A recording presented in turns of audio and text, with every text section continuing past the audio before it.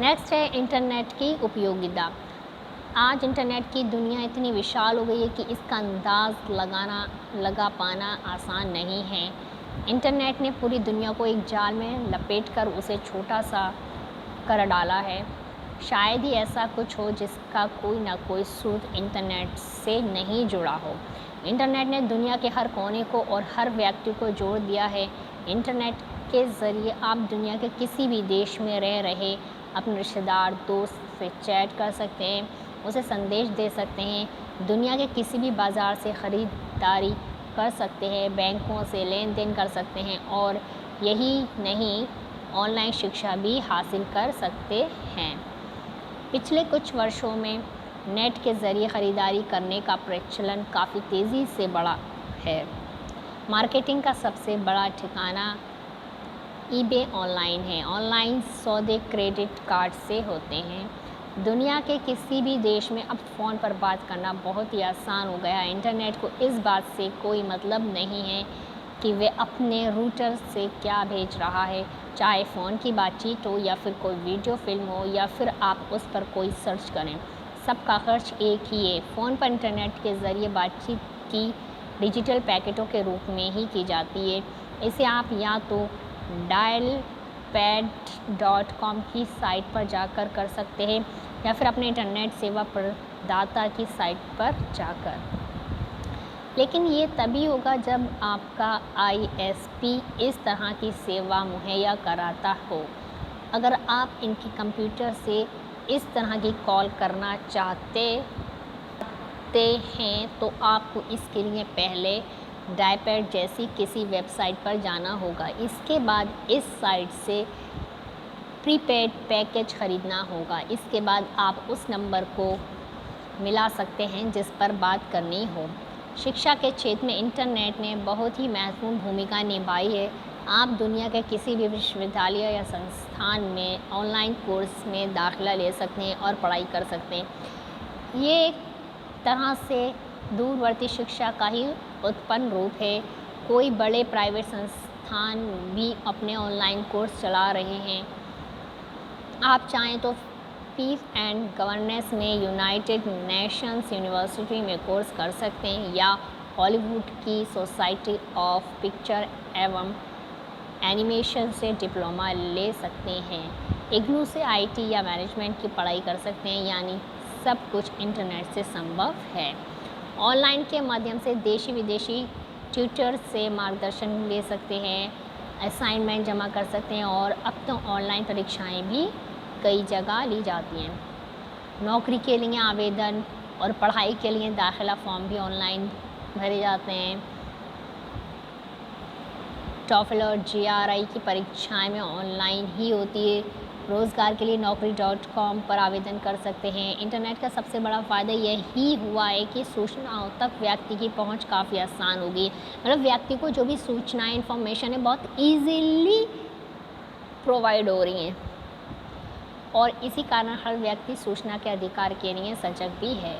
भारत में न सिर्फ केंद्र सरकार ने बल्कि ज़्यादातर राज्य सरकारों ने भी अपने महकामों के कंप्यूटरीकरण का काम काफ़ी तेज़ कर दिया है। अब तो कई जगहों पर ऐसा व्यवस्था की गई है कि नगर निगम में ज़रूरी कामकाज, शिकायतें आदि लोग ऑनलाइन ही निपटा लें। भारत सरकार की गई साइटें हैं जिन पर से जानकारियाँ ले सकते हैं। अफसरों के पते, फ़ोन नंबर, मंत्रियों और उनके विभागों के बारे में जानकारी भी सरकार की साइट से ली जा सकती है। इसी तरह हर मंत्रालय की अपनी साइट भी है। अगर आपको पासपोर्ट बनवाना है तो इसके लिए passport.in, IC.in पर जाकर passport.nic.in पर जाकर फॉर्म डाउनलोड कर लें और भर भेज दें।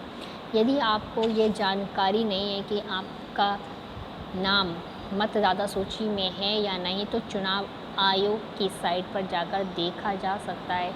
कई बार होता है कि व्यक्ति अपने को अकेला महसूस करता है, उसे ज़रूरत होती है लोगों की जो उस जैसी सोच और रुचि वाले हो, जिनके साथ वे चर्चा कर सके। इस समस्या के समाधान के लिए इंटरनेट पर फेसबुक जैसी सोशल नेटवर्क साइट्स मौजूद हैं, लेकिन इन साइट्स का हमें कभी भी मिसयूज़ नहीं करना चाहिए, ओनली यूज़ करना चाहिए। और ऐसी साइट्स जो आपको हेल्प प्रोवाइड करती हैं, जैसे कि आपके एंटरटेनमेंट के लिए हैं, या जैसे कि अभी बताया आपको कि अकेला महसूस कर रहा है, उसके उस जैसे लोगों की सोच की ज़रूरत है, तो उन साइट्स को जब आप यूज़ करेंगे तो उसको सिर्फ यूज़ करेंगे, उसका मिसयूज़ नहीं करेंगे।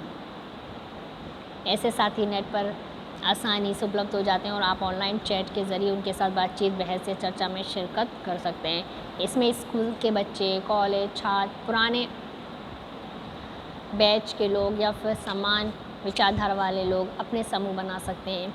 इस तरह लोग इंटरनेट के माध्यम से अपने जीवन साथी की तलाश कर सकते हैं। ऑनलाइन मैरिज ब्यूरो में अपना पंजीकरण कराकर उपयुक्त साथी तलाशा जा सकता है। शादी.com और जीवनसाथी.com ऐसे ही ऑनलाइन ठिकाने हैं।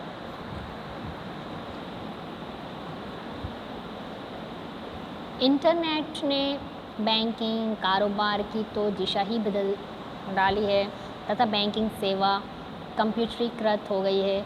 आज जगह जगह 2 ATM नज़र आ रहे हैं, वे इंटरनेट की ही देन है। अगर आपके बैंक खाते में पैसे हैं तो आप किसी भी शहर में, आज जगह जगह जो ATM नज़र आ रहे हैं वे इंटरनेट की ही देन है। अगर आप बैंक खाते में पैसे हैं तो आप किसी भी शहर में ATM से पैसा निकाल सकते हैं। इसका सबसे बड़ा फ़ायदा ये हुआ इसका सबसे बड़ा फ़ायदा ये हुआ है कि लोग बैंकों की भीड़भाड़ से बच जाते हैं और समय भी बच जाता है। अब बात आती है ऑनलाइन गेम की। ब्रॉडबैंड और लोकल एरिया नेटवर्क गेमिंग ने इससे एक नई दिशा दी है। PC गेम और मोबाइल गेम के अलावा गेम खेलने वालों के लिए ये सबसे लोकप्रिय विकल्प है। ऑनलाइन गेमिंग उद्योग तो दुनिया भर में एक बड़े कारोबार के रूप में विकसित हो चुका है। जिस तरह आप चैट करते हैं उसी तरह ऑनलाइन पर साथी खिलाड़ी का चुनाव करके उसके साथ शतरंज, क्रिकेट, क्वेक एंड काउंटर जैसे खेल भी खेल सकते हैं। दुनिया भर में घूमने वालों को इंटरनेट का एक बड़ा फ़ायदा ये हुआ है कि कहीं से कहीं के लिए भी टिकट बुक करा सकते हैं, चाहे हवाई यात्रा का टिकट हो या फिर रेल यात्रा का टिकट। इसके अलावा नेट पर आरक्षण की स्थिति, गाड़ियों के आने जाने का समय, देरी से चल रही हैं या समय से, सब कुछ इंटरनेट पर देखा जा सकता है। नेक्स्ट है इंटरनेट संबंधी शब्दावली, इंटरनेट टर्मिनोलॉजी। मॉडेम अर्थात मॉड्यूलेटर तथा डिमॉड्यूलेटर। मॉडेम वह युक्ति है जिसके द्वारा कंप्यूटर टेलीफोन लाइंस पर डाटा ट्रांसमिट कर सकता है। फिर आता नेटवर्क अर्थात कंप्यूटर का समूह जिनको कम्युनिकेट करने तथा रिसोर्सेज को शेयर करने के लिए कनेक्ट किया गया है। नेटवर्क लोकल एरिया नेटवर्क हो सकते हैं, मतलब LAN नेटवर्क जो है लोकल एरिया नेटवर्क की शॉर्ट फॉर्म है LAN हो सकते हैं, जो कि किसी बिल्डिंग के अंदर होते हैं, या wide area network WAN wide area network जिनके द्वारा कनेक्ट किए गए कंप्यूटर अधिक दूरी पर होते हैं। इंटरनेट को एक बड़ा WAN माना जा सकता है। थर्ड है क्लाइंट तथा सर्वर।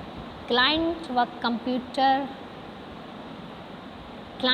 कंप्यूटर होता है जो किसी अन्य कंप्यूटर की सेवाएं लेता है। सर्वर वह कंप्यूटर होता है जो सेवाएं प्रदान करता है।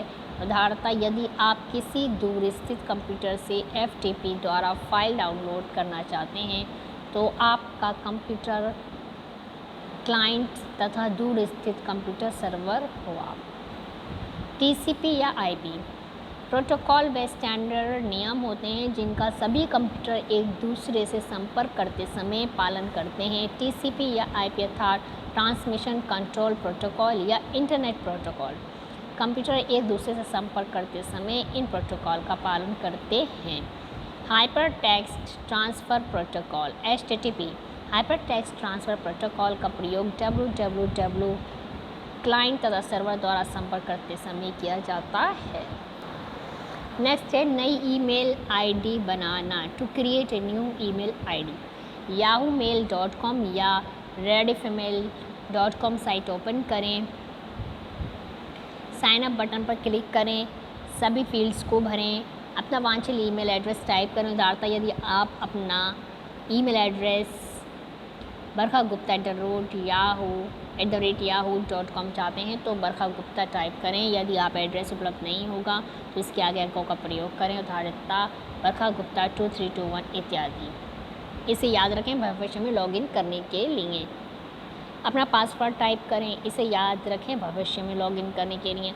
अगर आपको आपका पासवर्ड याद नहीं होगा तो ये लॉगिन नहीं होगी। कैप्चर पिक्चर में दिए टेक्स्ट या नंबर्स एंटर करें, क्रिएट माय अकाउंट बटन को क्लिक करें।